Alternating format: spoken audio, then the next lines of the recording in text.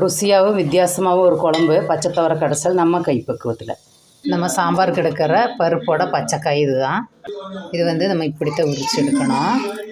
ஒரு பாத்திரத்தில் நம்ம உரித்து வச்சுருக்க பச்சைத்தவரை போட்டுக்கணும். காரத்துக்கு தேவையான அளவு பச்சை மிளகா, 15 சின்ன வெங்காயம், 10 பல் பூண்டு, 4 தக்காளி, அரை ஸ்பூன் மஞ்சள் பொடி, தேவையான அளவு கல்லுப்பு, வேகிறதுக்கு தேவையான அளவு தண்ணி. அடுப்பை ஆன் பண்ணி மூடி போட்டு நல்லா வேகட்டும். துவரையெல்லாம் நல்லா வெந்துருச்சு. இது வேறு பாத்திரத்துக்கு மாற்றிக்கணும். தாளிக்கிறதுக்கு 2 ஸ்பூன் தேங்காய் எண்ணெய், அரை ஸ்பூன் கடுகு பொரிஞ்சதும் நறுக்குன்னு 4 சின்ன வெங்காயம், அரை ஸ்பூன் சீரகம், ஒரு வரமிளகா, ஒரு கொத்து கருவேப்பிலை எல்லாம் நல்லா வணக்கிக்கணும்.